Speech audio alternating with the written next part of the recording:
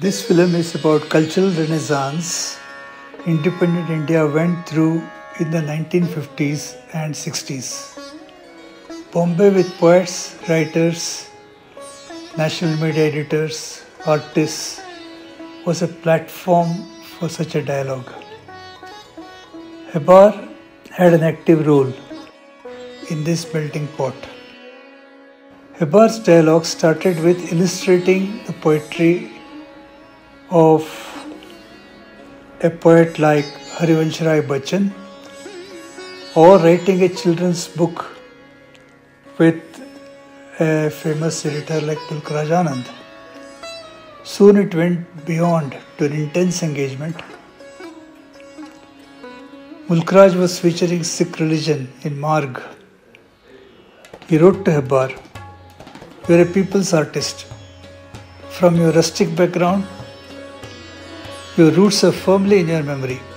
Amritsar in 16th century, only you can draw with your lines." Dr. Dharmavir Bharti had a high impact voice in shaping Indian opinion as editor of Dharmayug. His friendship with Hebar developed in presenting abstract issues in his magazine. Suicidal fight between two factions of Congress was aptly represented by Hebar's cockfight painting. He wanted to bring to national audience life of Tulsidas, author of Ramcharitmanas, unknown compared to Valmiki. Bharti collaborated with Hebar to bring it to national audience through the book Tulsidas, Hebar's illustration in lines. There are many outcomes of Hebar's work with his intellectual contemporaries. In this film, we go into two high-impact examples of cultural renaissance. I am Rekha Rao, daughter of K.K. Hebar and a painter myself. This is a good opportunity for me to speak on the works that he is renowned for.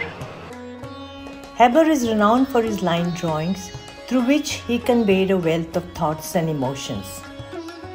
He had a friend named Professor Govindraj Venkatachalam, who was a connoisseur of art and culture, and Professor Venkatachalam had worked for some time with Annie Besant for the Theosophical Society in Adyar. It was he who introduced my father Hebar to A.S. Raman, first Indian editor of the Illustrated Weekly of India, after Sean Manley retired from that post in 1953. A.S. Raman was a great lover of art and culture and promoted artists, musicians and dancers in his popular weekly. Raman commissioned Hebar to illustrate the Silapadikaram, an epic poem in 5,730 verses written in the 5th and 6th century AD by a Jain monk, Ilango Adigal. Union of Kanangi and Kovalan seemed blessed by the divine Lakshmi Narayana. An auspicious day was chosen by the astrologers of the two families for the marriage ceremony. The people of Puhar rejoiced and blessed the royal couple. Madhavi stepped on the stage and began to sing and dance. The Sempian, wearing the anklets of the victor, enraptured by her performance, bestowed on Madhavi a garland of green leaves and 1,000 pieces of gold. This was exhibited in the main street, with a proclamation that he who possessed this garland would win Madhavi's heart. It was Kovalan who entered her house. Entranced by Madhavi's songs and dance, Kovalan revels in the throes of Madhavi's embrace. Kannadi is forgotten and left behind. Kovalan abandons his wife and walks away. He comes across a humped bull, considered a sign of ill omen by the herdsmen. He goes to Madurai to continue with his wayward life. Vasantamala, Madhavi's maid, consoling her mistress, says, "Dear mistress, though you sorely miss him this evening, he will return with the dawn." Madhavi's heart was overwhelmed with grief as she lay awake all night on the couch strewn with the flowers of spring. At the end of the very dark days. It was indescribable joy that awaited Kannagi. Her maid rushed in, announcing, "Mistress, our good lord is back. He awaits at the entrance." Kovalan stood at the door, full of remorse. Kannagi left the palace and roared, "O gods in heaven, virtuous Brahmins, people of this city of misery, Madurai of the four temples, heed my words. Blameless was my husband and so am I. Damned be the city whose Pandyan king unjustly put my lord to the sword." There was a cultural renaissance happening in India after independence.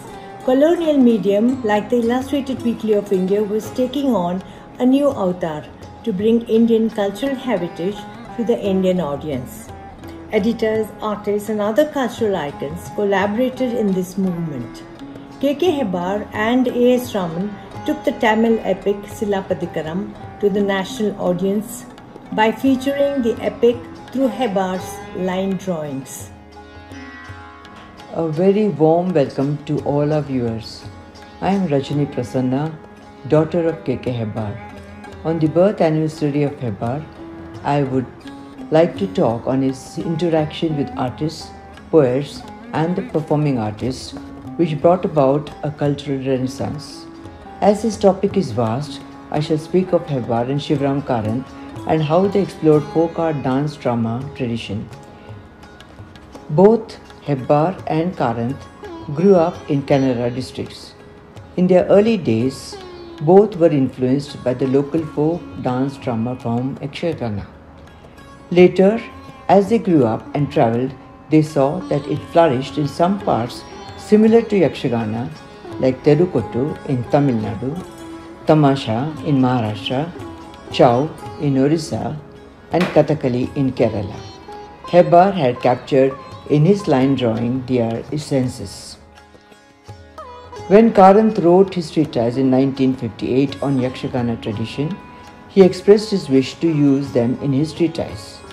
He writes, "My friend Hebbar has given me the line drawings for my treatise. I can confidently say that no realistic photography can bring out the laya, tarangite, arthavantike his line drawings bring out. For his contribution, however much I praise Hebbar, it falls short of what he deserves." Karanth was experimenting to create a ballet form of folk art. In 1962, the ballet pilot was ready to make its debut. 3 changes were introduced after discussion with Hebbar.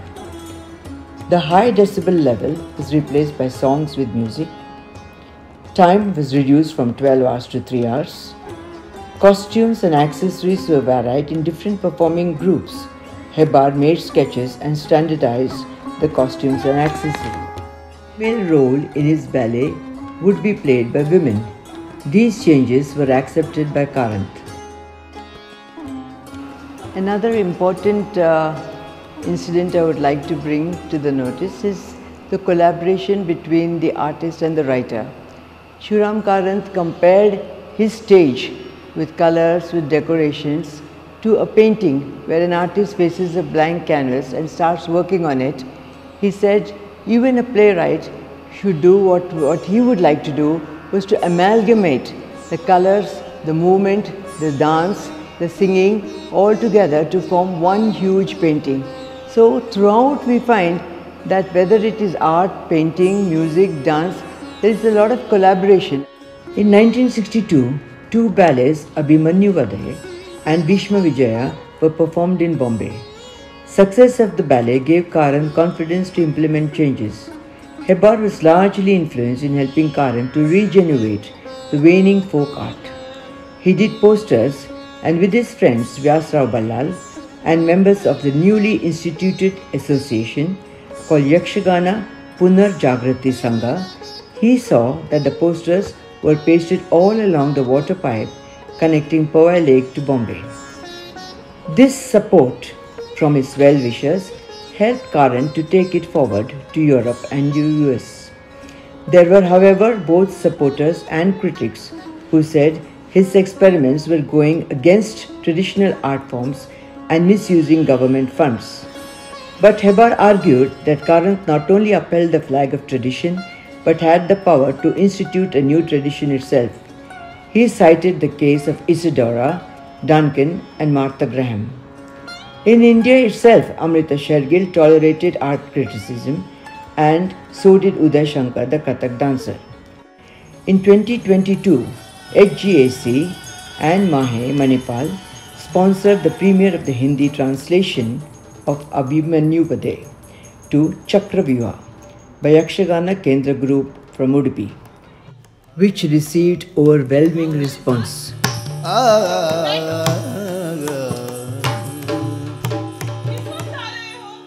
चक्रव्यूह का युद्ध उतना सुलभ साध्य नहीं है जिस पर प्रबल पराक्रमी.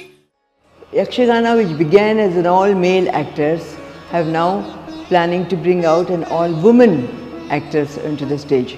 Experiments are going on, and I wish everyone the best of luck to see something exciting coming in the future. Thank you.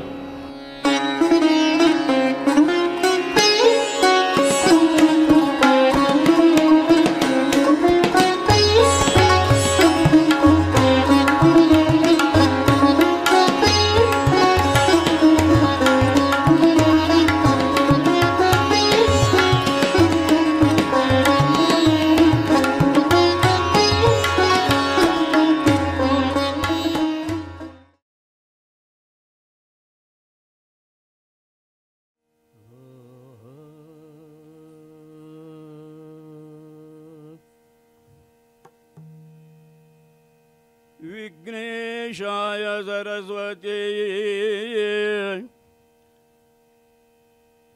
पार्वते गुरुवे नमः. दक्षिणामूर्ति देवानां सकल कार्य विजयी भव.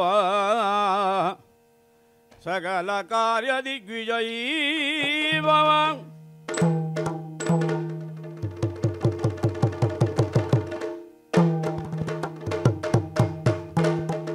ಅರರೆ ನಿನ್ನಯ ಮಹಿಮೆಯನ್ನು ಪೊಗಳಲಡವಲ್ಲ.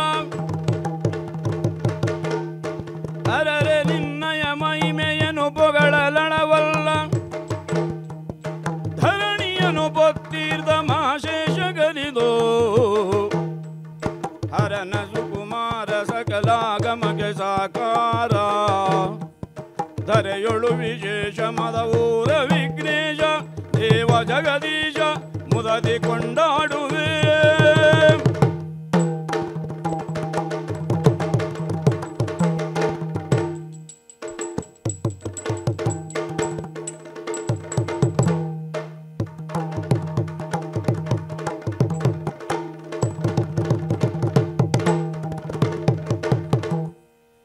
ಇಂದಿರೆಗೆ ತಲೆಬಾಗಿ ಪರಮಾನಂದ ಭಕ್ತಿಯೊಳ ಜನ ಧ್ಯಾನಿಸಿ ವಂದಿಸುವೆ ಶಾರದೆಗೆ ಶಕ್ರಾದ್ಯ ಮರರಿಂಗೆರಗಿ.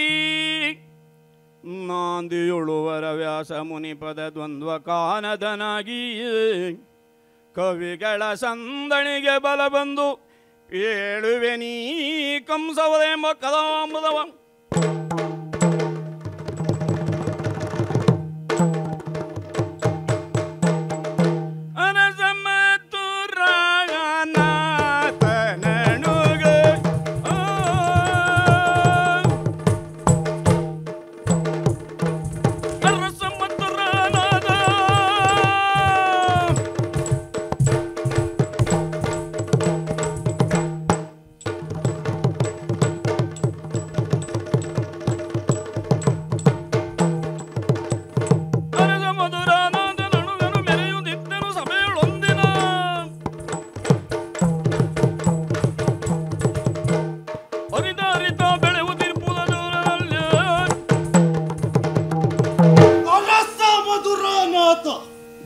ಮಹಾಮಲ್ಲ ಜಗಜ್ಜಟ್ಟಿ ಕಂಸ ಎನ್ನುವ ಮಹಾಪಾತ್ರತೆಗೆ ಪಾತ್ರರಾದವನು ಈ ಕಂಸ.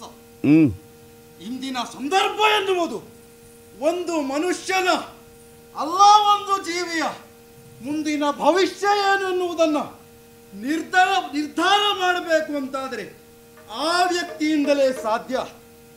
ಯಾತಕ್ಕಾಗಿ ಹೇಳುತ್ತಾ ಇದ್ದೇನೆ, ಅದೊಂದು ಸಂದರ್ಭ. ನನ್ನದಾದಂಥ ತಂದೆ ತಾಯಿಗಳು ನನ್ನನ್ನ ದೂರ ಇಟ್ಟರು.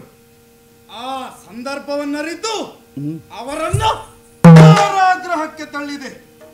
ನಂತರದಲ್ಲಿ ತರೆಯ ದಿಗ್ವಿಜಯವನ್ನ ಕೈಗೊಂಡು ಅರಸು ಮಕ್ಕಳ ಮಂಡೆಯನ್ನು ಮೆಟ್ಟಿ ತರಣಿಯಲ್ಲಿ ವೀರನಾದೆ. ಅಷ್ಟೇ ಏಕೆ, ಭಾವೆಯಲ್ಲಿ ನನ್ನ ತಂಗಿಯಾಗಿರುವಂತಹ ದೇವಕಿಯನ್ನ ಬಹಳ ಬುದ್ಧಿನಿಂದ ಸಾಕಿದವ ನಾನು. ಅದೇ ರೀತಿಯಾಗಿ ಅವಳಿಗೆ ವಿವಾಹದ ಸಂದರ್ಭ ಬಂದ ಕೂಡಲೇ ಅವಳನ್ನ ವಸುದೇವನಿಗೆ ಕೊಟ್ಟು ಮದುವೆಯನ್ನ ಮಾಡಿದೆ.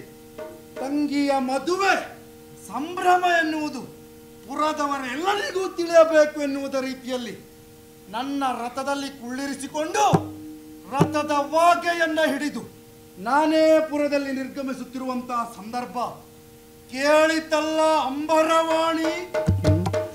ತಂಗಿ ಎನ್ನುವುದಾಗಿ ಹಿರಿ ಹಿರಿ ಹಿಗ್ಗಬೇಡ ಕಂಸ.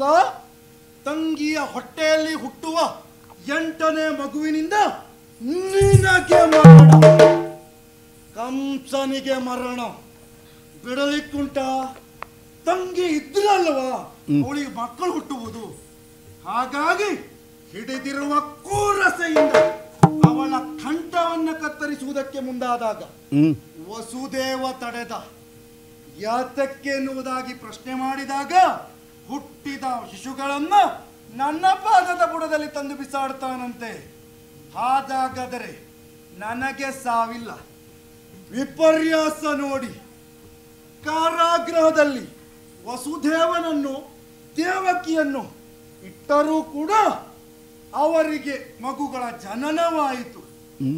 ಸಿಕ್ಕ ಮಕ್ಕಳನ್ನ ಬಿಸಾಕಿದೆ. 7ನೇ ಮಗು ಮಾಯವಾಯಿತು. 8ನೇ ಮಗು ಆಕಾಶಕ್ಕೆ ಚೆಲ್ಲಿತು. ಈಗ ಕೇಳಿ ಬಂದ ವರ್ತಮಾನ, ಆ ಮಗು ಎನ್ನುವುದು ಕೃಷ್ಣ ಎನ್ನುವ ವಿಧಾನದಿಂದ ಬೃಂದಾವನದಲ್ಲಿ ಬೆಳೀತಾ ಇದ್ದಾನಂತೆ.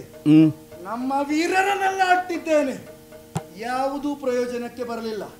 ಹಾಗಾದರೆ ಏನು ಮಾಡುವುದು? ಸ್ವಕ್ಷೇತ್ರದಲ್ಲಿ ಬಲ ಹೆಚ್ಚು. ಆದ್ದರಿಂದ ಅವರನ್ನ ಇಲ್ಲಿಗೆ ಕರೆಸಿಕೊಳ್ಳಬೇಕು ಅಂತ ಆದರೆ ಯಾರಲ್ಲಿ ವೀಳ್ಯ ಕೊಡುವುದು? ಇದ್ದಾನಲ್ಲ ಮುದಿ ಅಕ್ರೂರ, ಯಾರಲ್ಲಿ ಅಕ್ರೂರ ನನ್ನ ಬರೆ.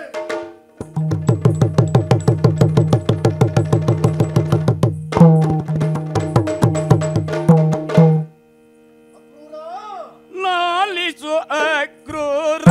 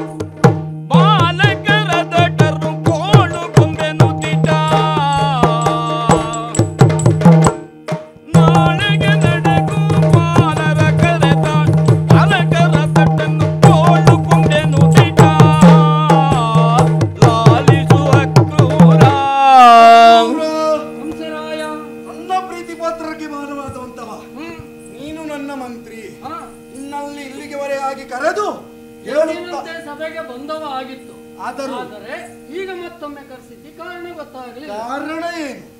ಕೃಷ್ಣ ಬಲರಾಮರನ್ನ ಬಿಲ್ಲ ಹಬ್ಬದ ನೆವದಿ ಇಲ್ಲಿಗೆ ಬರಮಾಡಿಕೊಂಡು ಅವರನ್ನು ಕೊಲ್ಲುತ್ತೇನೆ. ಹೋಗಿ ಕರೆದುಕೊಂಡು ಬರುವ ಜವಾಬ್ದಾರಿ ಏಕೆ ಕಂಸ ವ್ರತ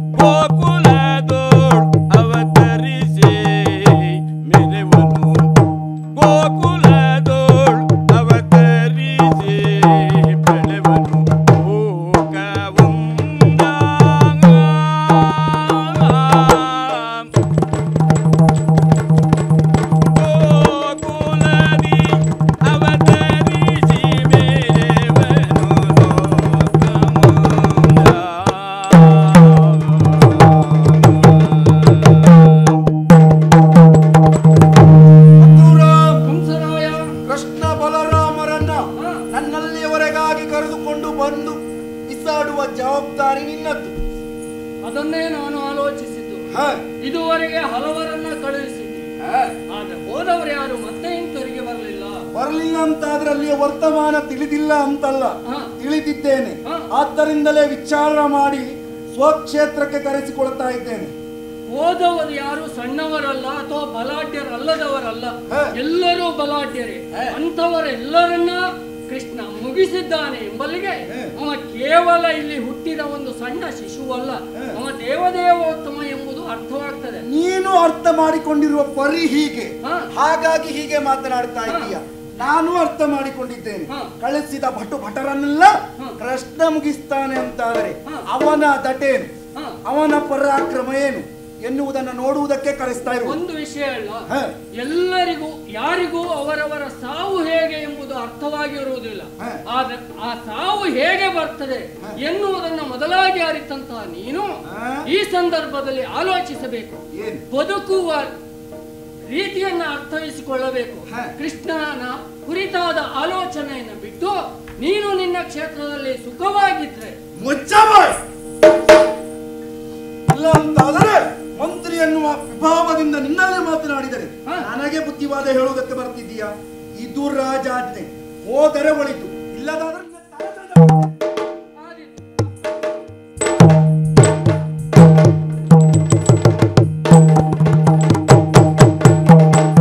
ಬಂಧನ ಕ್ರೂರ ಗೋವಿಂದನ ದರ್ಶನ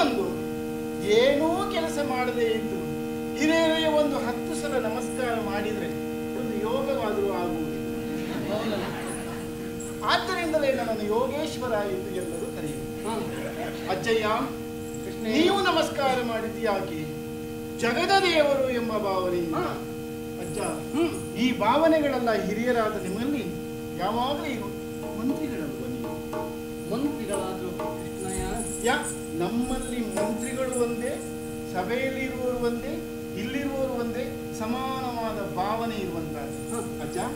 ಬಂದದ್ದು ಮಧುರೆಯಿಂದ. ಒಂದೆರಡು ಪ್ರಶ್ನೆಗಳು.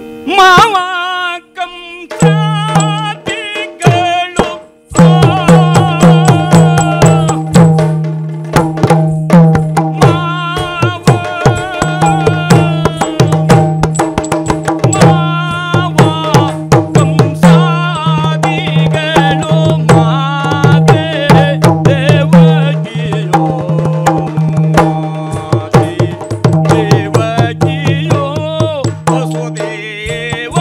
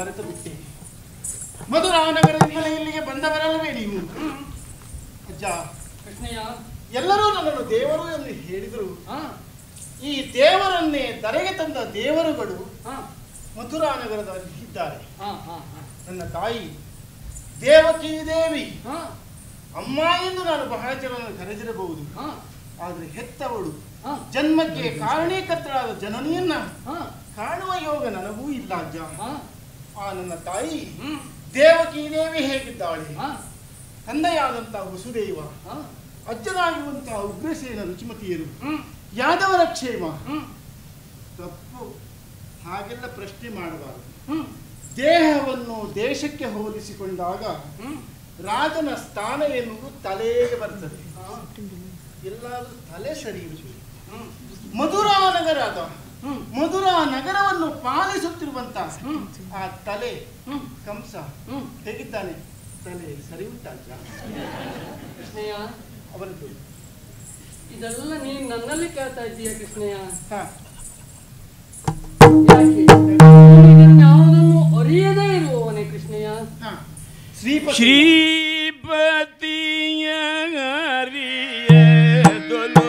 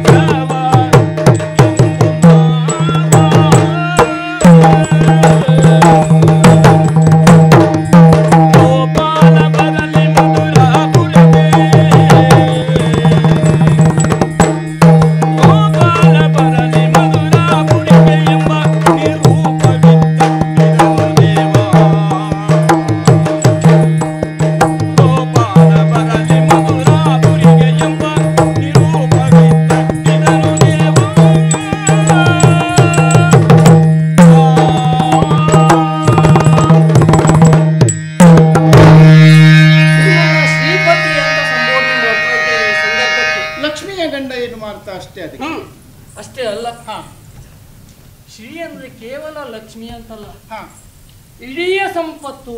ಆ ಸಂಪತ್ತಿಗೆ ಒಡೆಯನಾದವ ನೀನು ಅರಿಯದ ಏನು ಉಂಟು ಕೃಷ್ಣಯ್ಯ? ಎಲ್ಲ ತಿಳಿದವನು ಅಂಥವನು ನೀನು ಈ ಅಜ್ಜನಿಂದ ಕೇಳಬೇಕು ಅಂತ ಕೇಳ್ತಾ ಇದ್ದೀಯೋ? ಎಲ್ಲ ತಿಳಿದವನು ಎಂದು ಬೇರೆಯವರಿಗೆ ಗೊತ್ತಿರಬೇಕು. ಎಲ್ಲ ತಿಳಿದಿದ್ದೇನಂದ್ರೆ ನಮಗೆ ಗೊತ್ತಾಗಬಾರ್ದು. ಆದ್ರೆ ನೀನು ಕೇಳಿದೆ ಎಂಬ ಉದ್ದೇಶಕ್ಕಾಗಿ ಹೇಳ್ತಾ ಇದ್ದೇನೆ. ಮಧುರೆಯಲ್ಲಿ ಮತ್ತೆ ಮೊಮ್ಮಕ್ಕಳಾದವರು ಏನಾದರೂ ಅಜ್ಜನ ಮಾತನ್ನು ಕೇಳಬೇಕು. ಅಜ್ಜ ಅಜ್ಜಿ ಹೇಳಿದ ಮಾತು ಯಾವ ಪುಸ್ತಕದಲ್ಲೂ ಇರುವುದಿಲ್ಲ, ಅದು ಬದುಕಿನಲ್ಲಿ. ಹಾಗಂತ ಇದು ಅಜ್ಜನ ಕಥೆ ಅಂತ ಭಾವಿಸಿದ ವಿಷಯ. ಮಥುರೆಯಲ್ಲಿ ನಿನ್ನ ತಾಯಿ ತಂದೆಯರು ಸೆರೆಯಲ್ಲಿ ಕಣ್ಣೀರಿನಲ್ಲಿ ಕೈ ತೊಳಿತಿದ್ರು. ಕೇಳು, ಅಷ್ಟೇ ಅಲ್ಲ, ಎಲ್ಲರೂ ಮಥುರೆಯ ಜನ ಎಲ್ಲರೂ ಕೃಷ್ಣಯ್ಯ ಈಗ ಬಂದಾನೋ ಆಗ ಬಂದಾನೋ ಎನ್ನುವುದನ್ನು ಆಲೋಚಿಸ್ತಾ ಇದ್ದಾರೆ. ಯಾಕೆ? ನೀನು ಹೇಳಿದೆಯಲ್ಲ ತಲೆ ಸರಿ ಉಂಟಾ ಎಂಬುದಾಗಿ. ಆ ತಲೆ ಸರಿ ಇಲ್ಲ ಕೃಷ್ಣಯ್ಯ, ಅದರ ದೌಷ್ಟ್ಯ ಹೆಚ್ಚಾಗಿದೆ. ಹಾಗಾಗಿ ಕೃಷ್ಣ ಯಾವಾಗ ಬಂದಾನು ಅಂತ ಮಥುರೆಯ ಜನ ನೋಡ್ತಾ ಇದ್ದಾರೆ. ಎಲ್ಲರೂ ನಿನ್ನ ಭಜನೆಯನ್ನೇ ಮಾಡ್ತಾ ಇದ್ದಾರೆ. ಅಷ್ಟೇ ಅಲ್ಲ, ಆದ್ರೆ ಈಗೇನಾಗಿದೆ, ಕಂಸರಾಯನೇ ನನ್ನನ್ನು ಇಲ್ಲಿಯವರೆಗಾಗಿ ಕಳಿಸಿದ್ದಾನೆ. ಕಾರಣ ಏನು ಬಲ್ಲೆಯ? ಬರುವ ಚತುರ್ದಶಿ ಎಂದು ಬಿಲ್ಲ ಹಬ್ಬ ಎಂದ ಮಾತನು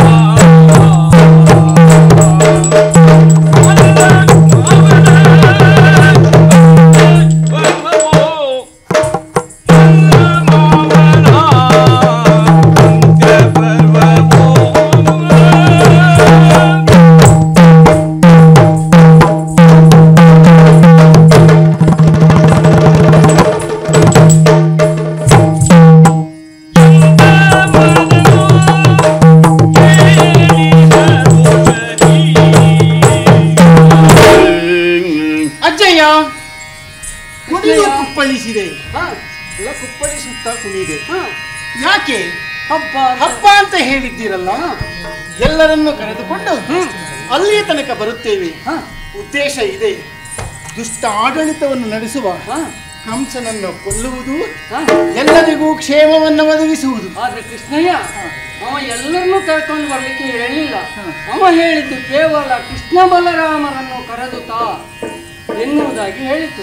ಇಬ್ಬರೆಯ ಹಾಗಾಗಿ ನೀವು ಬರಬೇಕು ಕೃಷ್ಣಯ್ಯ.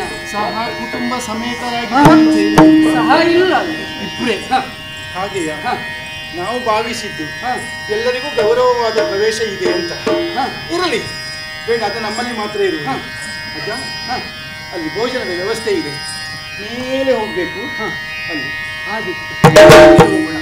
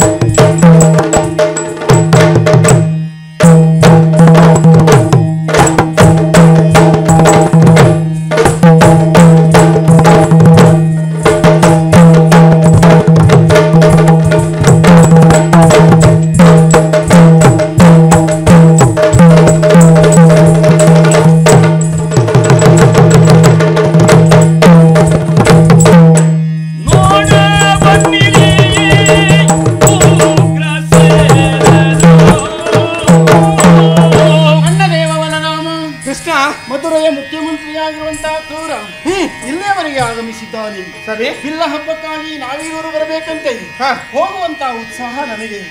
ಆದರೆ ಹೇಗೆ ಹೋಗಬೇಕು, ಏನನ್ನು ಕೊಂಡು ಹೋಗಬೇಕು ನನಗೆ ಗೊತ್ತಿಲ್ಲ.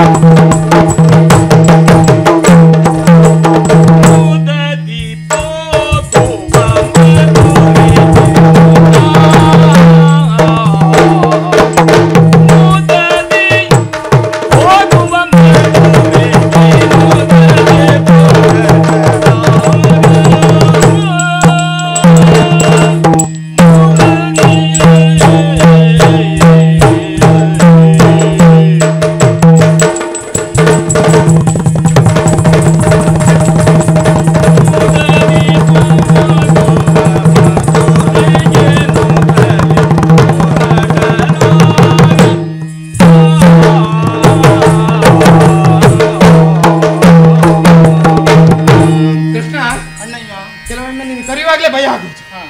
ಯಾಕೆ ಕೇಳಿ? ಕೆಲವೊಮ್ಮೆ ನಾನು ಭಯದಲ್ಲೇ ಕರೆಯುವುದು ಅಲ್ಲವಾ? ಅಂದ್ರೆ ನನಗೆಲ್ಲ ಗೆಳೆಯರಿಗೆಲ್ಲ ಗೋಪಾಲ ಕರೆಯುವುದು. ಯಾಕೆ?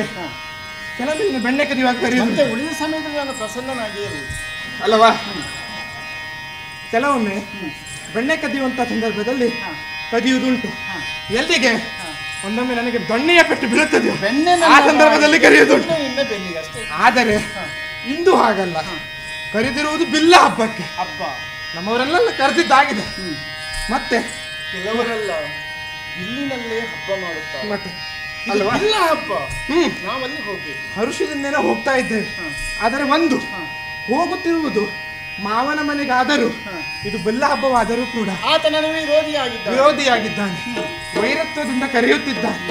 ವಿರೋಧಿಗಳ ಮನೆಯ ಮೃಷ್ಟಾನ್ನವೂ ಕೂಡ ವಿಷಾನ್ನಕ್ಕೆ ಸಮಾನ ಆಗ್ತದೆ ಅಂತ. ಒಮ್ಮೊಮ್ಮೆ ಸ್ನೇಹಿತರು ಅಂತ ವಿರೋಧಿಗಳ ಮನೆಯಲ್ಲಿ ಭೋಜನವನ್ನು ಸ್ವೀಕಾರ ಮಾಡುವುದು. ಹೌದು. ಮತ್ತೆ ವಿರೋಧಿಗಳಾದ ಮೇಲೆ ಅವರ ಮನೆಯಲ್ಲಿ ಉಂಡಕ್ಕೆಲ್ಲ ಪ್ರಚಾರ ಆಗ್ತದೆ. ಹಾಗಾಗಿ ಆದ್ದರಿಂದ ಊಟ ಬೇಡ, ಅಲ್ಲಿ ಊಟ ಬೇಡ. ಹೇಳಿಕೊಂಡು ಹೋಗೋಣ.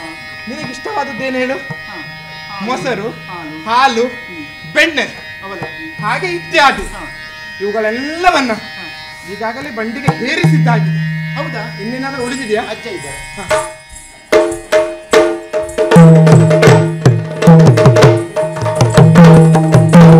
ಭೋಜನ ಆಯ್ತಲ್ಲ?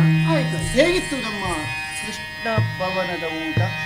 ಕೃಷ್ಣಯ್ಯ, ಇಲ್ಲಿಯ ಊಟವನ್ನು ಊಟ ಮಾಡಿದ ಮೇಲೆ ಇನ್ನು ಜೀವನದಲ್ಲಿ ಊಟವೇ ಬೇಡ ಎನ್ನುವಷ್ಟು ಸ್ವಾದ. ಒಂದು ಪಾಯಸದ ಬಗ್ಗೆ ಏನಾದ್ರು ಹೇಳಲಿಕ್ಕೆ ಉಂಟಾ? ಕೃಷ್ಣನಾಮ ಪಾಯಸಕ್ಕೆ ನಿಮ್ಮಲ್ಲಿ ಯಾವ ಪಾಯಸಕ್ಕೆ? ರಾಮನಾಮ ಪಾಯಸಕ್ಕೆ ಕೃಷ್ಣನಾಮ ಸಕ್ಕರೆ, ವಿಠಲನಾಮ ತುಪ್ಪ ಬೆರೆಸಿ ಬಾಯ ಚಪ್ಪರಿಸಿದರು. ನಂದಗೋಕುಲದಲ್ಲಿ ನಿತ್ಯವೂ ಇದನ್ನು ಊಟ ಮಾಡುತ್ತಾರೆ ಎಲ್ಲರೂ. ಕಾರಣವೇ ಇದು ಕೃಷ್ಣ ಮಠದ ಊಟ. ಅದು ನೀವು ಮಾಡಿದ್ದಲ್ಲಿ ಕಂಸ ಭವನದ್ದು. ನಾಳೆಗೆ ಜಡ್ಡು ಕಟ್ಟಿರ್ಬೇಕು. ಹೌದಪ್ಪ, ಅಲ್ಲಿಯ ಊಟ ಮಾಡಿದವನಿಗೆ ಇಲ್ಲಿಯ ಊಟ ಉಂಟಲ್ಲ. ಹೋಗೋಣ.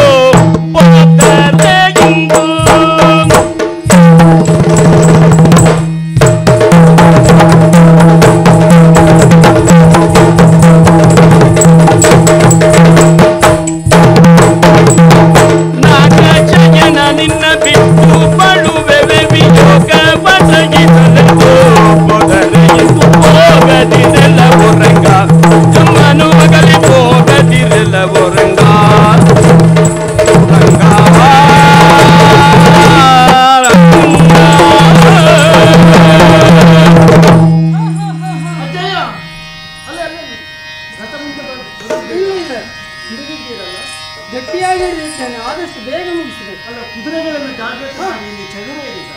ಹಾಗೆ ಕೃಷ್ಣ, ನಮ್ಮನ್ನೆಲ್ಲರನ್ನು ಬಿಟ್ಟು ಹೋಗುತ್ತಿರುವೆಯಲ್ಲ, ಒಂದು ಮಾತು ಹೇಳಲಿಲ್ಲ. ವಿಚಾರವನ್ನು ಅರಿತು ನಾವೇ ಬಂದವರಲ್ಲಿ. ಮತ್ತೆ ಬಿಟ್ಟು ಹೋಗುವಾಗ ಹೇಳಲಿಕ್ಕೆ ನಾನಲ್ಲ, ಬೇರೆಯವರಿದ್ದಾರೆ. ಕೃಷ್ಣ ಬಿಟ್ಟು ಹೋದನಂತೆ ಅಂತ. ಬಿಟ್ಟು ಹೋದ ಅಂತ ಹೇಳುವುದಾ? ಸುದ್ದಿ ಗೊತ್ತಾಯ್ತಾ? ಹಾಗಲ್ಲ, ಹೇಗೆ? ಹೋಗದಿರು ರಂಗ, ಹಾಗಾಗಿ ನಾವು ಬಂದದ್ದು. ಹೋಗುವುದು ಬೇಡ ನೀನು ಅಂತ ಹೇಳಲಿಕ್ಕೆ. ಯಾಕೆ? ನಂದ ಮಹಾರಾಜರ ಕಂದನಾಗುವ ಮೊದಲು ನಮಗೆಲ್ಲ ಆನಂದದ ಪರಿಚಯವೇ ಇರಲಿಲ್ಲ. ಇಲ್ಲಿರುವ ಗೊಲ್ಲಗೊಲ್ಲತಿಯರ ಬಾಳಿನಲ್ಲಿ ಸಾಮರಸ್ಯವೂ ಇರಲಿಲ್ಲ. ಮಧುರೆಯ ಮಾನಿಗೂ ಸಂತೆಗೆ ಹೋಗ್ತಾ ಇದ್ರು. ಸಂತೆಗೆ ಹೋದವರ ಸರಿ ಮಾಡಿದವನು ಮಧುರೆಯ ಹಾಗಾಗಿ ಮಥುರೆಯ ಮಂತ್ರಿ ಇಲ್ಲಿಗೆ ಬಂದಿದ್ದಾನಲ್ವಾ? ನಾನೆಲ್ಲ ಬಿಟ್ಟು ಹೋಗುವಾಗ ನೀವು ಹೆಣ್ಣು ಮಕ್ಕಳು ಅಳಬಾರದು. ಲೋಲಾಕ್ಷಿಯರೇ ಕೇಳಿರೇ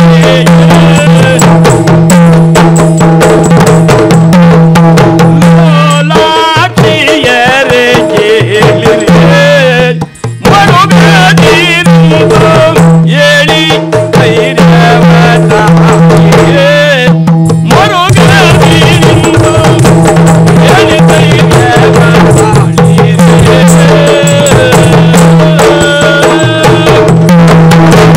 ನಿನಗೆ ಸಂಕಟ ಏನು ಹೇಳಮ್ಮ? ಹೋಗುದಾದ್ರೆ ನನ್ನನ್ನು ಜೊತೆಗೆ ಕರೆದುಕೊಂಡು ಹೋಗು. ಹೌದು, ನಾನು ಬರ್ತೇನೆ. ನೀವಿಬ್ಬರೇ ಅಲ್ಲ, ಕೃಷ್ಣನಾಗಿರುವಂತ ನನ್ನನ್ನು ಇರು ಎಂದು ಹೇಳಿರುವುದು ಬಹಳಷ್ಟು ಜನ, ಬರುತ್ತೇವೆ ಎಂದು ಹೇಳಿರುವುದು ಇನ್ನೆಷ್ಟೋ ಜನ. ನನ್ನ ಅಮಿತ ಸ್ನೇಹಿತೆಯಾಗಿರುವಂತಹ ರಾಧೆಯನ್ನು ತಡೆಯುವುದೇ ಬಹಳ ಕಷ್ಟವಾಯಿತು. ನೋಡಿ, ಹೇಳಿದ್ದೆ ಗೋಪಿಕೆಯಲ್ಲಿ ಸುದ್ದಿ ಮುಟ್ಟಿಸಬೇಡ ಅಂತ. ಯಾರಿಗೂ ಒಬ್ಬರಿಗೂ ಹೇಳುವುದಿಲ್ಲ ಅಂತ ಹೇಳಿದ್ರು. ಅವಳು ಒಬ್ಬರಿಗೆ ಹೇಳಿದ್ದಲ್ಲ, ಎಲ್ಲರಿಗೂ ಹೇಳಿದ್ದಾರೆ. ಅವಳು ಒಬ್ಬಳಿಗೆ ಮಾತ್ರವೇ ಹೇಳಲಿಲ್ಲ. ಮಾತೆಯರು ಎನ್ನುವ ಅರ್ಥವನ್ನು ನೀವು ಸರಿ ಮಾಡಿದ್ದೀರಿ. ಮಾತಾಡ್ತವ್ರಂತ ಅರ್ಥ ಅಲ್ಲ, ಒಳ್ಳೆಯ ಮಾತುಗಳು ನಾಡುವರು ಎನ್ನುವ ಅರ್ಥ.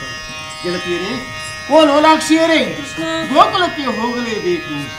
ಈ ಜಗವನ್ನೇ ನಂದಗೋಕುಲ ಮಾಡಬೇಕು ಎನ್ನುವಂತ ಉದ್ದೇಶ ಕೃಷ್ಣನದ್ದು. ಕೇವಲ ಒಂದು ಪ್ರದೇಶಕ್ಕೆ ಭಗವಂತ ಸೀಮಿತನಾಗಿರಬಾರದು. ಯಾರು ನನ್ನನ್ನು ಪ್ರೀತಿಯಿಂದ ಕರೆಯುತ್ತಾರೋ ಅಲ್ಲಿಗೆ ಹೋಗುತ್ತೇನೆ, ತಿರುಗಿ ಬರುವುದಿಲ್ಲ ಅಂತ ಹೇಳಿದವರು ಯಾರು? ನಿಮ್ಮ ಆತ್ಮದಲ್ಲಿ ನಾನಿದ್ದೇನೆ ಇಲ್ವಾ? ಕೃಷ್ಣ ಇದ್ದೇನಲ್ವಾ? ಹೌದು. ಆತ್ಮದಲ್ಲಿ ಪರಮಾತ್ಮನಿದ್ದಾನೆ ಎಂಬ ವಿಶ್ವಾಸ ಯಾರಿಗುಂಟು, ದೇವರನ್ನು ಕಾಣುವಂತ ಶಕ್ತಿ ಅವರಿಗೆ ಇದ್ದೇ ಇರುತ್ತದೆ. ನಮ್ಮದೊಂದೇ ಒಂದು ಕೋರಿಕೆ ಕೃಷ್ಣ, ಈ ಸಖ್ಯವನ್ನು ಮರೆಯಬೇಡ. ಈ ಸಖ್ಯವನ್ನು ತೋರಿಸಬೇಡ. ಇಲ್ಲ, ಭಗವಂತ ಯಾವತ್ತು ಪ್ರೇಮವನ್ನು ಮರೆಯುವುದಿಲ್ಲ. ಚಿಂತಿಸಬೇಡಿ, ನಿಮಗೇನು ಬೇಕು ನಾನು ಅದನ್ನೆಲ್ಲ ತಂದು. ಮಧುರೆಗೆ ಹೋದವನು ಮುತ್ತುಗಳನ್ನು ತಂದು ಕೊಡ್ತೀಯಾ? ಓ, ಮಧುರೆಯಲ್ಲಿ ಒಳ್ಳೊಳ್ಳೆ ಮುತ್ತುಗಳು ಸಿಗುತ್ತೆ ಅಂತ ನಿಮಗೆ ಗೊತ್ತಾಗಿದೆ. ಒಳ್ಳೊಳ್ಳೆ ಸೀರೆಗಳನ್ನೆಲ್ಲ ತಂದು ಕೊಡು. ನಿನಗೆ ಎಷ್ಟು ತಂದು ಕೊಡಬೇಕು? ಸುಮಾರು. ತುಂಬಾ. ಇವಳಿಗೆ ನಿನಗೆ ಕಡಿಮೆ ಸಾಕ? ತೊಂದರೆ ಇಲ್ಲ, ಎಲ್ಲವನ್ನು ತಂದು ಕೊಡುತ್ತೇನೆ. ಕೃಷ್ಣನ ಧ್ಯಾನದಲ್ಲಿ ಗೋಕುಲದಲ್ಲಿ ಒಳ್ಳೆಯ ನಾರಿಯರಾಗಿರಿ.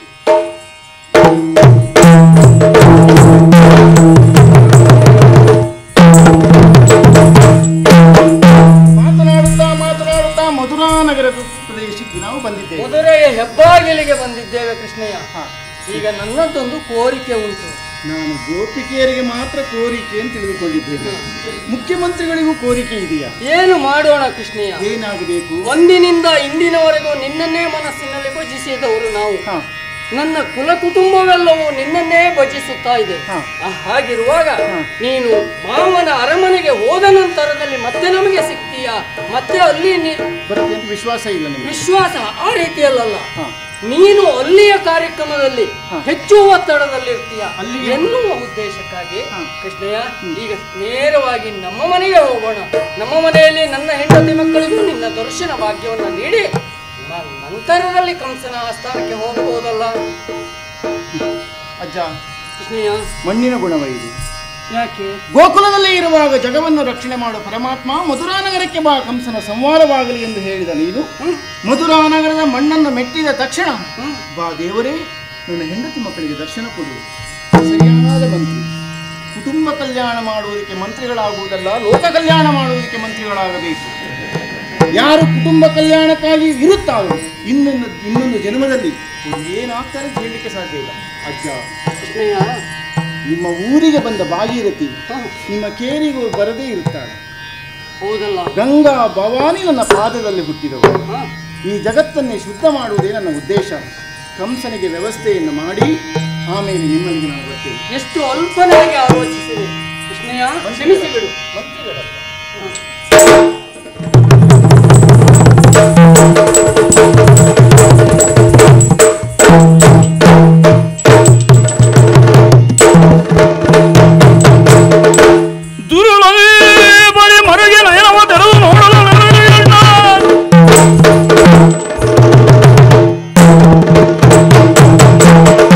ವರ್ತಮಾನವನ್ನ ತಿಳಿದಿದ್ದೇನೆ.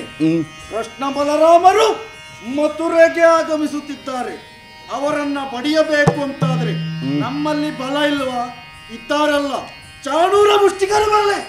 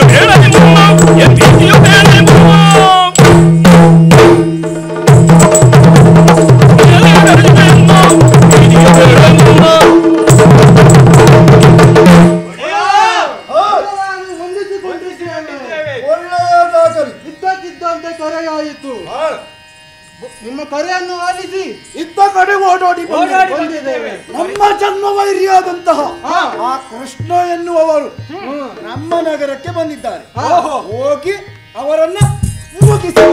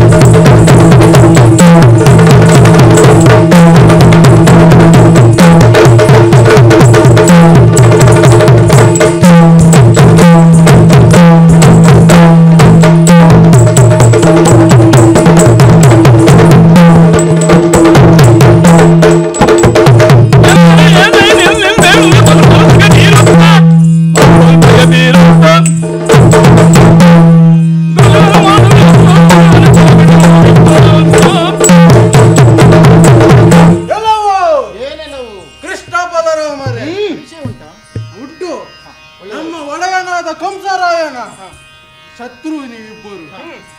ನಿಮ್ಮನ್ನು ಕೊಲ್ಲುವುದಕ್ಕೆ ನಮಗೆ ಆದೇಶ ಬಂದಿದೆ. ಹಾಗಾಗಿ ನಿಮ್ಮನ್ನು ಕೊಲ್ಲುತ್ತೇವೆ.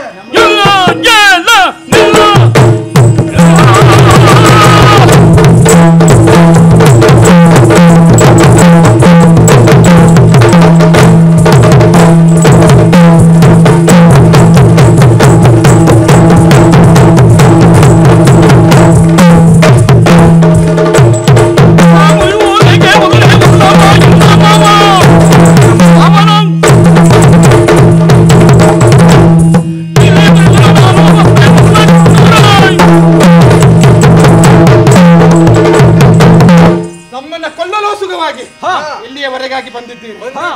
ನಿಂತವರು ನೀವು ಇಳಿಸಿದವರಲ್ಲ. ಒಬ್ಬರನ್ನು ಒಬ್ಬರು ಕೊಲ್ಲುವುದು ಎಷ್ಟು ಸುಲಭ ಅಂತ ಮಾಡಿದ್ದಾರೆ. ಆಗಿ ಹೋಗಿದೆ ಈ ಕಾಲಕ್ಕೆ. ಆಗಲಿಕ್ಕೆ ಬಿಡುವುದಿಲ್ಲ. ಯಾಕೆ? ಕೊಲ್ಲಲಿಕ್ಕೆ ಬಂದವರು ನಾವು ಮೊದಲು ಕೊಲ್ಲುತ್ತೇವೆ.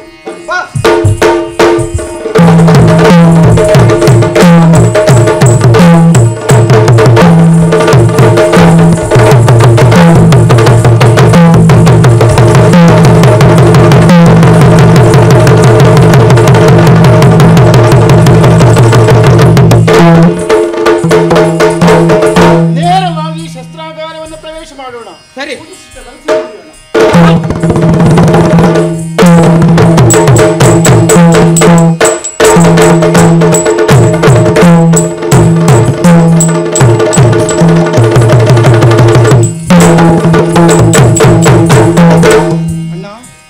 ಸಭಾಸ್ಥಾನವನ್ನು ಪ್ರವೇಶ ಮಾಡಿದ್ದೇವೆ.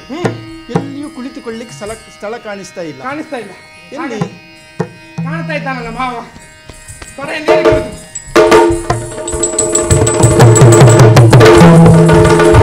ಕೃಷ್ಣ ಎಲ್ಲವ ಕೃಷ್ಣ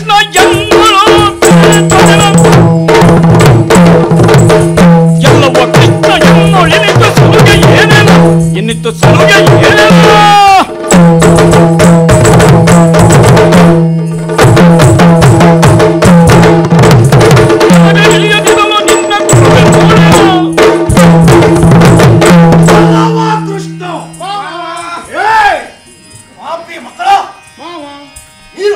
ಕೃಷ್ಣ ಎಲ್ಲ ಮಾವನೇ. ಪಾಪಿ ಮಕ್ಕಳು ನೀವು. ಮಾವ ನಾನು ಕೃಷ್ಣ ನನ್ನಲ್ಲಿ ಕೃಷ್ಣ ಮಾವನ ಅಲ್ಲ. ನಾನು ನಿಮಗೆ ಪ್ರತಿಕ್ರಿಯೆ ನಾವು ಮಾವ ಎಂದಿದ್ದು. ಕಂಸ ಅಂತ ಹೇಳಬಾರ್ದು. ನಾವು ಕಂಸ ಅಂತ ಹೇಳಬಾರ್ದು. ನೀ ಹೇಳಬಾರದು, ನಾನು ಕೇಳಲೂಬಾರದು. ಆದರೆ ಇದಲ್ಲೇ ಮಾತನಾಡುತ್ತಾ ಇರುವುದು ಕೃಷ್ಣ ಮಾವಯ್ಯ. ಇಲ್ಲಿಯವರೆಗಾಗಿ ಬಂದು ಅಧತನ್ನ ತೋರಿ ನನ್ನಲ್ಲಿ ಪರಿಚಯವಿದ್ದ ಹಾಗೆ ನಾನು ಬಂದು ನನ್ನ ತೊಡೆಯೇರಿದಿರಲ್ಲ. ಏನು ಸಲುಗೆ ನಿಮ್ಮದು? ಮಾವನ ತೊಡೆಯೇರುವುದು ಸಲಿಗೆ ಬೇಕಾ? ಮನಸ್ಸು ನಿಲ್ಲುವೆ ಏಕೆ ಮಾವ ಅಳಿಯನಲ್ಲವೇ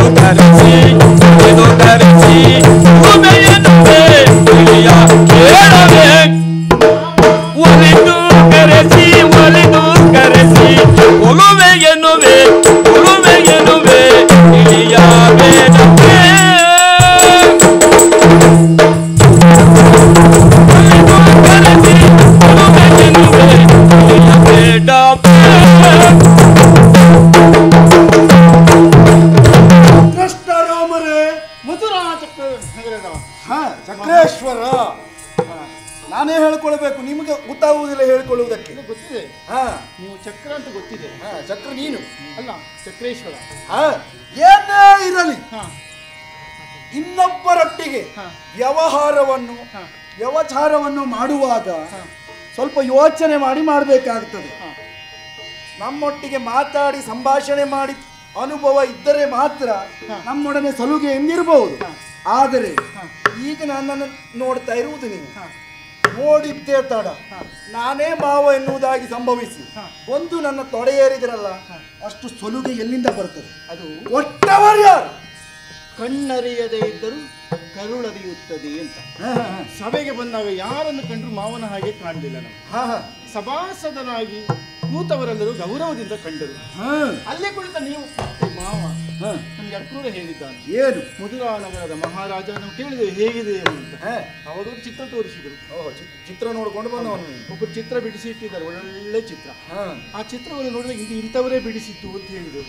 ಅದಕ್ಕೆ ಆಕರ್ಷಣೀಯವಾಗಿ ಕೇಂದ್ರವಾಗಿತ್ತು. ಆದ್ರೆ ನಿಮ್ಮ ಚಿತ್ರವೂ ಇತ್ತು. ಹಾಗೆ ನಿಮ್ಮ ಭಾವಚಿತ್ರ ಅಲ್ಲಿ ನೋಡಿದ್ದೇವಲ್ಲ, ಮತ್ತೆ ನಿಮ್ಮ ಭಾವಚಿತ್ರಕ್ಕೆ ನಾವೇನಾದ್ರೂ ಬಂದು ಭಾವಚಿತ್ರಕ್ಕೆ ಗೌರವ ಕೊಡುವುದಲ್ಲ, ನಿಮಗೆ ಕೊಡಬೇಕಿತ್ತು. ಸಭೆಯನ್ನ ಮಾವ ನಿಮ್ಮ ತೊಡೆಗೆ ಯೋಗ ಇಲ್ಲ. ಚಿಕ್ಕ ಮಕ್ಕಳನ್ನ ಎತ್ತಿಕೊಳ್ಳಬೇಕಾದ್ರೂ ಹಿರಿಯರಾದ್ರೂ ಪುಣ್ಯ ಮಾಡಿರಬೇಕು. ಅಂದು ನಿಮಗೆ ಪುಣ್ಯ ಇಲ್ಲದೆ ಇದ್ರು ಇವತ್ತಾದ್ರೂ ಉಂಟಲ್ಲ ಎಂಬ ಉದ್ದೇಶದಿಂದ ನಿಮ್ಮ ವಿಶಾಲವಾದ ಜಂಗೆಯನ್ನು ಏರಿ ನಾವು ಕುಳಿತುಕೊಂಡಿದ್ದೇವೆ. ಮಾವನಿಗೆ ಪುಣ್ಯ ಕೊಡುವುದಕ್ಕೆ ಬಂದವರು ನೀವು. ಸಲುಗೆ ಪ್ರೀತಿಯಿಂದ ಕರೆಸಿಕೊಂಡಿದ್ದೀರಿ, ಮಲೆತು ನಿಲ್ಲುತ್ತಾ ಇದ್ದೀರಿ. ನಮ್ಮನ್ನು ಕರೆಸಿದ್ದು ಕೊಲ್ಲುವುದಕ್ಕಂತಲ್ಲ. ನಾವೇನ್ ತಪ್ಪು ಮಾಡಿದ್ದೇವೆ ಅಂತ. ತಪ್ಪುಗಳನ್ನು ಸಾಲಾಂತರವಾಗಿ ಬಿಡಿಸಿರ್ತೇನೆ. ಇಲ್ಲ ಅಂತ ಆದರೆ ಮೊದಲನೆಯದಾಗಿ ನೀವು ಬೃಂದಾವನದಲ್ಲಿರುವಾಗ ಗೋಕುಲ ಗೋಕುಲವಾ ಅಲ್ಲೇ ಎಲ್ಲ ಒಂದರಲ್ಲೇ ಇರುವುದು. ನಮಗ್ ಬರುವುದು ಬೃಂದಾವನ. ಬೃಂದಾವನದ ಅಧಿಕಾರಿ ಸತ್ರಾಜಿತ, ಅವನ ಪರಿಚಯ ಉಂಟು ನಮ್ಗೆ. ನಿಮ್ಮ ಪರಿಚಯ ಇರಲಿಲ್ಲ. ಆದರೆ ನೀನು ಇದ್ದೀಯ ಎನ್ನುವ ಅವಸರವಾಗಿ ನನ್ನವರಾದಂತಹ ಪೂತನಿಯನ್ನು ಒಮ್ಮೆ ಕಳಿಸಿದ್ದೇನೆ. ಅದು ಪೂತನಿ ಅಂತ ಹೇಳಿದ್ರೆ ಹೂವಿನ ತನು ಇರುವವಳು ಗೊತ್ತ ಇಲ್ವ ಪುಣ್ಯಾತ್ಮ? ಅಲ್ಲ, ಅವಳು ಏನ್ ಮಾಡ್ತಾಳೆ ಅವಳು? ಆಕೆ ತನ್ನದಾದಂತ ರಕ್ತದಿಂದ ಉಳಿದ ಮಕ್ಕಳಿಗೆ ಹಾಲುಣಿಸುವಂತ ಕಾರ್ಯವನ್ನು ಮಾಡ್ತಾ ಇದ್ದವಳು. ಅವಳೇ ಕೇಳ್ತೇನೆ, ಈಗಿನ ವಿಷಯದಲ್ಲಿ ನಮ್ಮ ಮಕ್ಕಳಿಗೆ ಹಾಲುಣಿಸುವುದಕ್ಕೆ ಸಮಯ ಇರುವುದಿಲ್ಲ ಅಷ್ಟೇ. ಕುಡಿಸಬಾರ್ದು ಅಂತಲ್ಲ, ಕುಡಿಸ್ಲಿಕ್ಕೆ ಸಮಯ ಇಲ್ಲ. ಸಮಯ ಇರುವುದಿಲ್ಲ ಅಂತಲ್ಲ, ಕುಡಿಸುವುದೂ ಇಲ್ಲ. ಮೊದಲೇ ವಿಷಯ ಗೊತ್ತಿಲ್ಲ. ಆದರೆ ಆಕೆ ತನ್ನ ಮಕ್ಕಳಿಗೆ ಹೊರತಾಗಿ ಉಳಿದವ್ರಿಗೂ ಕುಡಿಸ್ತಾ ಇದ್ದಾಳೆ. ಅಂತಹದ್ರಲ್ಲಿ ಕ್ಷೀರ ಕೇಂದ್ರ ಕುಡಿದು ಖಾಲಿ ಮಾಡಿದ್ದೀಯಲ್ಲ ನೀನು. ಅವಳನ್ನು ಕುಡಿದು ಅವಳನ್ನೇ ಕೊಂದಿದ್ದೀಯಲ್ಲ ಪುಣ್ಯಾತ್ಮ. ಹೌದು, ಇದು ಸರಿಯಾ ನಿನಗೆ? ಕುಡಿದದ್ದು ಹೌದು. ಜಗದ ಜನರ ಶಿಶುಗಳಿಂಗೆ ಮೊಲೆಯಲಿ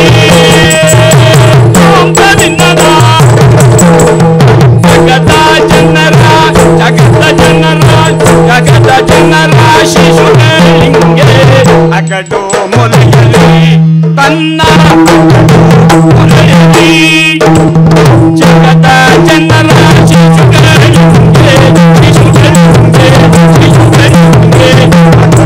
ಮೊಲೆಯಲಿ ತನ್ನ ಅಗಡು ಮೊಲೆಯಲಿ ಜಗದ ವಿಜವ ಚಿತ್ತನಾಗೆ ಕಟ್ಟಿ ಕೊಂದೆನೋ ವಿಗತ ವಿಷವ ಚಿತ್ತನಾಗೆ ಕಟ್ಟಿ ಕೊಂದೆನೋ ನಾನು ಕಟ್ಟಿ ಕೊಂದೆನೋ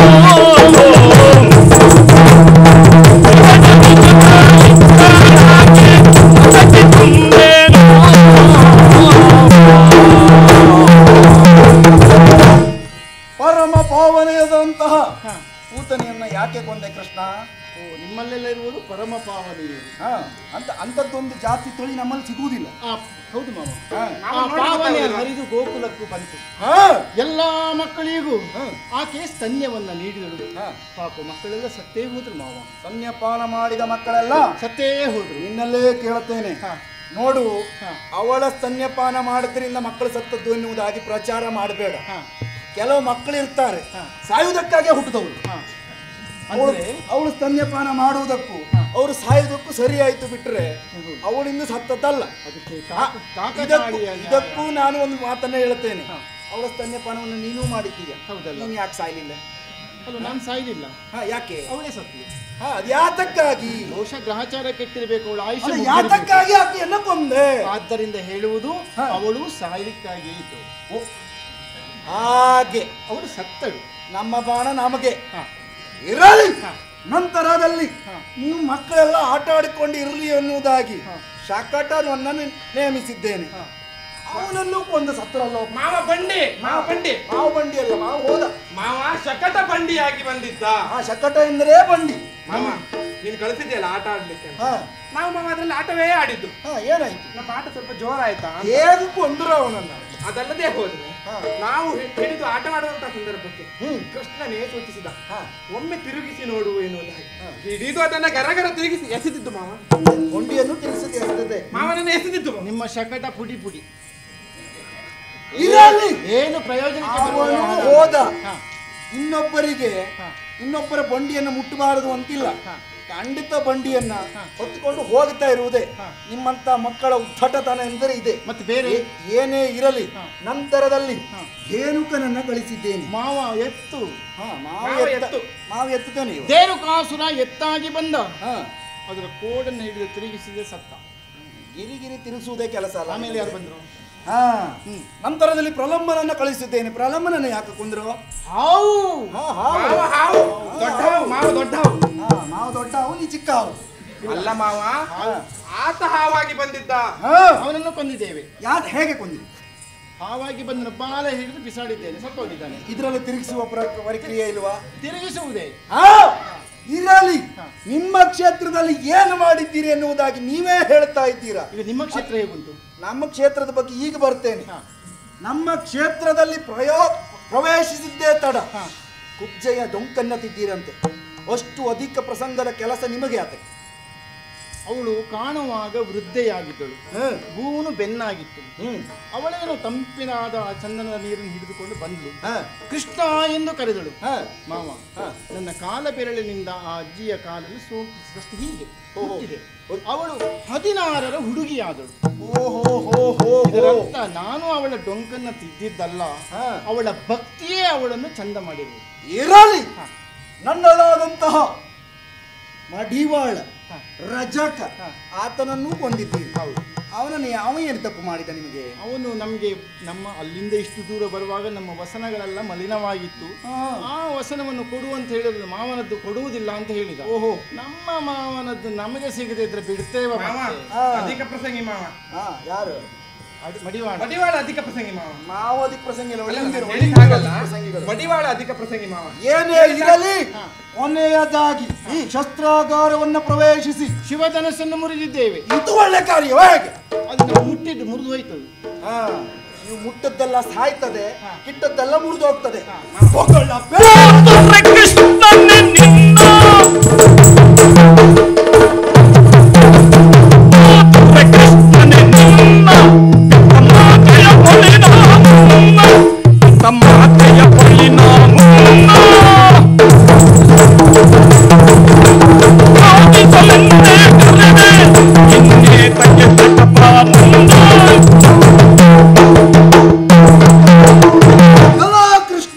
ನಮ್ಮಲ್ಲಿಗೆ ಬಂದು ನಮ್ಮ ಜಗಜ್ಜಟ್ಟಿಗಳನ್ನು ಸೋಲಿಸಿ ನನ್ನ ಎದುರಿಗೆ ಬಂದು ನಿಂತಿದ್ದೀಯ. ನಿನ್ನ ಮರಣ ಎನ್ನುವುದು ನನ್ನ ಕೈಯಲ್ಲಿ. ಯಾರಲ್ಲಿ? ಇವನ ಮಾತಾಪಿತರನ್ನ ಗಲ್ಲಿಗೇರಿಸಿ. ಮಾತಾಪಿತರಿಗೆ ನೀನು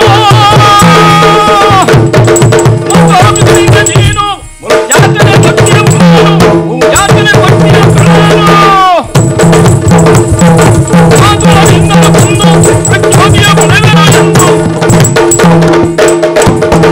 ಮಾತಾಪಿತರನ್ನು ಸೆರೆಯಲ್ಲಿ ಇಕ್ಕಿದವನು ನೀನು. ಸೆರೆಯಲ್ಲ, ಈಗ ಘಾಸಿಗೊಳಿಸಿದವನು ನೀನು.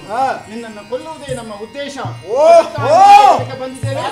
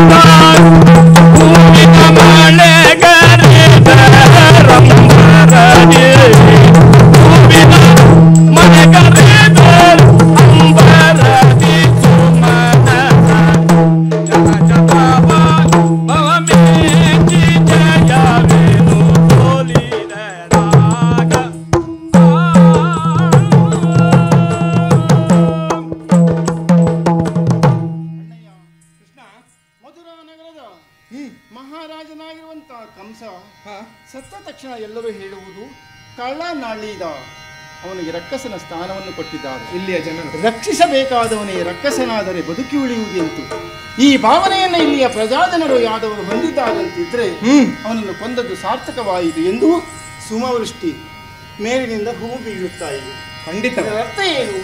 ನಾವು ಮಾಡಿದ್ದು ಸರಿಯಾಯಿತು ಎಂಬ ಹಾಗೆ, ಲೋಕಕ್ಕೆ ಕಲ್ಯಾಣವಾಯಿತು ಎನ್ನುವ ಹಾಗೆ. ಅಣ್ಣಯ್ಯ, ಎಲ್ಲರೂ ನಮ್ಮನ್ನು ಯಾವ ಭಾವನೆಯಲ್ಲೇ ಕರೆಯಲಿ, ಆದರೆ ನಮಗೆ ಇಲ್ಲಿಯ ತನಕ ಶೈಕ್ಷಣಿಕವಾದ ಪದ್ಧತಿ ನಮಗಿಲ್ಲ. ಹೌದು, ಓದಿದವರಲ್ಲ ನಾವು, ಅಲ್ಲ ಬರೆಹವನ್ನು ಅರ್ಥ ಮಾಡಿಕೊಂಡವರಲ್ಲ. ಒಬ್ಬೊಬ್ಬರ ಕಲ್ಪನೆಯಲ್ಲಿ ನಮಗೆ ಒಂದೊಂದು ವರ್ಷವನ್ನು ನಿಗದಿಪಡಿಸಿದರು. ಕೆಲವರು 9 ಎಂದರು, ಕೆಲವರು 14 ಎಂದರು. ಎಷ್ಟು ವರ್ಷ ನನಗೆ ಗೊತ್ತಿಲ್ಲ, ಕರೆಯುವವರು ಮಾತ್ರ ಗೊತ್ತಿದೆ. ಆದರೂ ವಿದ್ಯೆಯನ್ನು ಕಲಿಯಲೇಬೇಕಲ್ಲದೆ? ಖಂಡಿತವಾಗಿ. ವಿದ್ಯೆಯಲ್ಲಿ ಹಲವು ವಿಧಾನಗಳಿದ್ದಾವೆ, 64 ವಿದ್ಯೆಗಳು. ಆ ವಿದ್ಯೆಯನ್ನು ಅಭ್ಯಾಸ ಮಾಡಬೇಕು ಎಂದು ಗುರುಗಳಾಗಿರುವಂತಹ ಸಾಂದೀಪಿನಿಯವರು ಕೃಷ್ಣ ಬಲರಾಮರು ನಮ್ಮ ಗುರುಕುಲಕ್ಕೆ ಬರಬೇಕು ಎಂದು ಮಧುರಾನಗರದಲ್ಲಿ ಕರೆಯುತ್ತಾ ಇದ್ದಾರೆ. ನನಗೊಳ್ಳೆ ಉಲ್ಲಾಸ ಮೂಡುತ್ತಾ ಇದೆ. ಇಷ್ಟು ಸಮಯ ವಿದ್ಯೆ ಕಲಿಯಲಿಲ್ಲವಲ್ಲ, ಕಲಿಯಬೇಕೆನ್ನುವಂಥ ಅಪೇಕ್ಷೆ. ಎಲ್ಲವನ್ನ ಕಲಿಯುವುದರ ಜೊತೆಯಲ್ಲಿ ಬಾಲ್ಯದಲ್ಲಿ ನನಗೊಂದು ಅಪೇಕ್ಷೆ ಇತ್ತು, ಚಿತ್ರ ಬಿಡಿಸಬೇಕು ಎಂದು. ಚಿತ್ರದ ಕಲೆ, ಚಿತ್ರಕಲೆ ಅದು 64ರಲ್ಲಿ ಸೇರಿ ಬರ್ತದೆ. ಆ ಕಲೆಯನ್ನು ನಾನು ಕಲಿತ ಮೇಲೆ ಹೆಚ್ಚು ಭಾರವನ್ನು ಯಾರಿಗೆ ಕೊಡಬಾರದು. ಏನು? ಹೆಚ್ಚು ಭಾರವನ್ನು ಇನ್ನೊಬ್ಬರಿಗೆ ಕೊಡಬಾರದು. ಕೃಷ್ಣ ನಾನು ಚಿತ್ರ ಬಿಡಿಸಬೇಕು, ಹೆಬ್ಬಾರ ಆಗಬೇಕು. ಅಂದ್ರೆ ಒಂದು ಕಲೆಯನ್ನು ಕಂಡು ನಮ್ಮ ಮನಸ್ಸಿನಲ್ಲಿರುವಂತಹ ಭಾವನೆಯನ್ನು ಹೊರಹಾಕಿದಾಗ ಅವರು ಲಘುವಾಗಿರುತ್ತಾರೆ, ಹಗುರವಾಗಿರುತ್ತಾರೆ, ಮನಸ್ಸು ಶಾಂತಿಯಿಂದ ಇರುತ್ತದೆ. ಆದ್ದರಿಂದ ಬೇರೆಯವರಿಗೆ ಹೆಚ್ಚು ಭಾರವಾಗದೇ ಇರುವುದು ಕೃಷ್ಣ ನಾನು ಚಿತ್ರ ಬಿಡಿಸಬೇಕು, ಇದು ನನ್ನ ಅಪೇಕ್ಷೆ. ಇದನ್ನೇ ಗುರುಗಳಾಗಿರುವಂತಹ ಸಾಂದೀಪನಿಯಲ್ಲಿ ಬೇಡಿಕೊಂಡಾಗ, ಕೃಷ್ಣ ಏನು ಬಯಸುತ್ತೀಯೋ ದೇವ, ಅದೆಲ್ಲವೂ ನಮ್ಮ ಆಶ್ರಮದಲ್ಲಿ ಇದೆ, ನೀನೇ ಇಲ್ಲೇ ಇರಬೇಕು ಎಂಬಂತಹ ಅವರ ಭಾವ. ಇದನ್ನು ಕಂಡು ಎಲ್ಲರೂ ತಿಳಿದದ್ದೇನು, ಕಂಸನನ್ನು ಕೊಂದು ಅಧಿಕಾರವನ್ನು ಪಡೆಯಬೇಕು ಎಂದು. ಇಲ್ಲ ಇಲ್ಲ, ಅಜ್ಜನಾಗಿರುವಂತಹ ಉಗ್ರಸೇನನಿಗೆ ಪುನಃ ಈ ಅಧಿಕಾರವನ್ನು ನಾವು ನೀಡಿದ್ದೇವೆ, ಈ ಪ್ರಪಂಚ ಸುಕ್ಷೇಮದಲ್ಲಿ ಇರಬೇಕು ಎಂದು ಹೇಳುತ್ತಾ ಈ ಪುಣ್ಯ ಕಥೆಗೆ ಮಂಗಲವನ್ನು ಆಡೋಣ.